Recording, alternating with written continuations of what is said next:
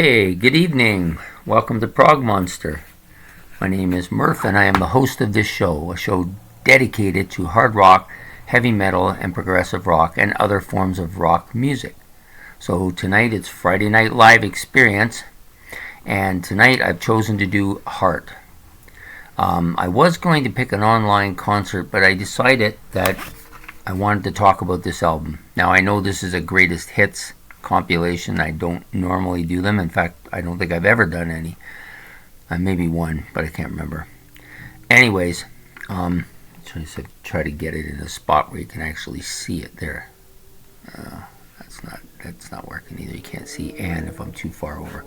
Anyways, it has about 6 live tracks on it. At least the copy that I have has it. I know that they've released it again several times. It's been reissued and more stuff has been added, but the one I have has only six live tracks on it. The rest of it is just greatest hits studio album stuff. The reason I chose this album is this is one of the first CDs I ever bought. There might have been 3 or 4. I can't remember if I even have any of the other ones, but this one I definitely was one of the first CDs I bought, along with, I think, Peter Gabriel's Security I had on CD right at the beginning. I bought 2 or 3 albums, and this was one of them. Anyways, I love this album. This is an album I played a lot when it came out, and then when I got the CD, I played it even more. And I still like it quite a bit. It's basically a greatest hits collection with a few live tracks thrown in. So we're going to be doing a little bit different tonight.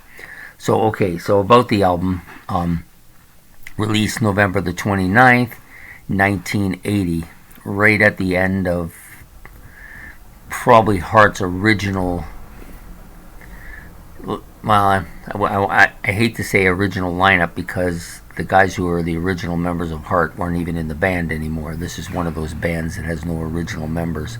Even as far back as 1980, there was nobody in the band that was part of the band when they started. It evolved. They kept using the same name. Anyways, I don't want to get into that. I'm digressing a bit. So anyways, the album was released November the 29th, 1980 on Epic Records, 77 minutes in length, and it was produced by Hart, Mike Flicker, and Connie Howie, I think. I might have got the first name wrong, but anyways, it was like I said, a compilation album with some tracks from their greatest hits, and then they added these 6 live songs at the end. But the album itself is fantastic, and the live tracks are the best part of the whole album. I mean, I'm not going to say too much about the studio stuff. I will make some comments, but not too much. But mostly it's about the live tracks. So appearing on this album, boy, I just can't get the right angle today. Let's see if I can turn this off. That's better. There we are. So appearing on this album, of course, up here, Ann Wilson, Nancy Wilson, Mike DeRosa, and I'm not sure which of these 2 guys is Howard Lees and who is, I can't even remember the other guy's name now. Folsom? Yeah, I think so. Anyways, they were left. By this time, Roger Fisher was gone, and so was his brother. His brother was involved with Anne, and he, of course, was involved with Nancy until stuff didn't go very well for him. Anyways, basically, it starts off with Barracuda. That's part of the greatest hit package. Barracuda, Silver Wheels, Crazy on You, Straight On, Dreamboat Annie, Even It Up, Magic Man, Heartless, Dog and Butterfly. Those were the studio tracks. All good tracks. Amongst Heart's best songs. It's missing a couple that I like, but for those average Heart fans, these are their amongst their best songs. Then it gets into Baby Lestrange, which is the first live track. Really done well. You can hear the heaviness of the guitars in this song a lot. Really like it a lot. And then it does this old 50 song called Tell It Like It Is. I actually have the original version on one of my parents' country western albums, and she does such a good job on this song. She modernizes it well for that time period, and she just has such a great voice. The original singer, man, that nasal voice was terrible. The song was good, but the nasal voice was terrible. She just really brings it up a notch with this with her voice. Minstrel Wind, one of my favorite Heart songs, also done live, really tastefully done. I like it a lot.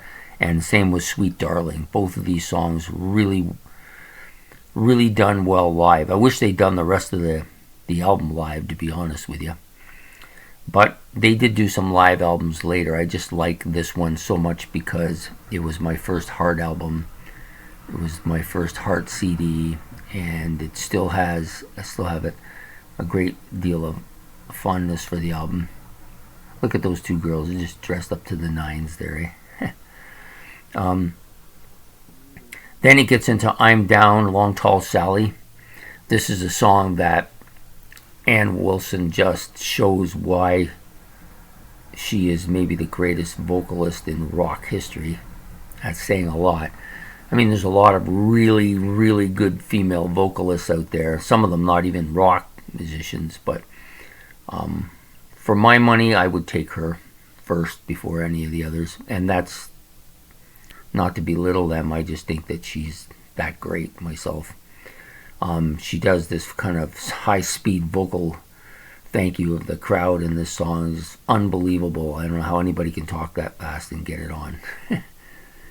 And then it ends off with the Led Zeppelin song Rock and Roll, which I think they nailed it. Like, that's a song that I've long since grown tired of off of the Led Zeppelin album, and I've got kind of tired of it off here too, but I just think they do such a great job on this song here. Drums are really good on this album. I think Michael DeRosa's underrated. I think he's a great drummer. I think the guitars are really well played and really well executed. I don't know who actually did the lead part here because that was generally Roger Fisher's job. I think it was probably Howard Leese. I'm guessing a bit here. But I also think that Nancy did a lot more guitar playing from this point forward because they didn't replace Roger with anybody else. They just allowed Nancy to play more. I'm pretty sure that's what happened as well. So, just a fantastic album. If you're not really a Heart fan, or you don't really listen to Heart, or maybe you never heard of Heart, I don't know how that's possible, but I mean, it does happen. Maybe you're a younger person who's trying to get into rock music or whatever. This is a good first Heart album because it gives you a little bit of everything they've done, and it gives you the live part too, which means then you get to see what they sound live, and you get to hear what they sound on the studio. And it's got almost all of their hits: Magic Man, Barracuda, Crazy on You, Straight On. Like all their big hits are on this album. Well, Alone isn't on this, but if you want to get into that era of Heart, then I suggest you go and try to find somebody who's into that. I can't really tell you too much about it other than it wasn't something I spent any time listening to. Anyways, just a fantastic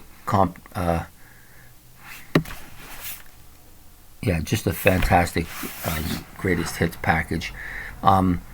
Next to my Jethro Tull's Masters, it's probably my favorite greatest hits package. I have several of them. Some bands back in when I was younger, I couldn't afford to get all of those albums by all of those bands because I would be broke. I didn't have that kind of money. So often what I would do is buy the greatest hits all the time until I discovered if I liked the band enough to go into them. Because got to remember too, in the 70s and 80s, you couldn't just go on the internet and listen to everything they had and then decided if you like it or not. Back then you had to kind of hit and miss. Maybe somebody you knew had an album by them, you listened to that, or maybe you'd listen to the radio and get some, or on the television. A lot of times you had heard of 2 or 3 songs by a certain band and you really liked it, so you took a chance. You said $7, I'll buy the album, hope I like it. Most of the time it worked out because we tend to know what we like, and but on occasion I have bought some duds and wished I didn't buy them, but this wasn't one of them. So like I said, back then I used to have a fair bit of collections of greatest hits and stuff like that, and this was one of them, and this may be my favorite greatest hits package. And it's between this, Meaty Beaty, Big and Bouncy, and probably my Jethro Tull's Masters. Those 3 I played a lot. They were in my playlist for a lot of years. Anyways, I hope you've enjoyed this live bit. If you haven't heard this album, give it a listen to tonight or whenever you have a chance. Really good stuff. And the live part, like I say, is the best part of this album. And I hope you enjoyed the show. Also, I just wanted to apologize for those of you who may be looking this morning for my Series 41. I recorded it, and for some dumb reason that I don't really know, I didn't upload it. I just completely slipped my mind. So what I'm going to do is re-record it and then upload it tomorrow morning, and then I'll do another one on Sunday. So for those of you looking for it on Friday, because this is supposed to come out today, I apologize for that. I will put it out as soon as I get to it, which will probably be in the morning. I think I'll just use the information I already wrote down and just remake another video, because for some reason I just didn't download it. And then when I was making this video, I seen it and erased everything, and then I went on to my site and seen it wasn't on there, so now I gotta do it again. Boy, senior moments. I would like to say my hair's gray, but that would mean I'd have to have some, right? Anyways, I hope you enjoyed this show. Like, subscribe, tell me what you like by Heart.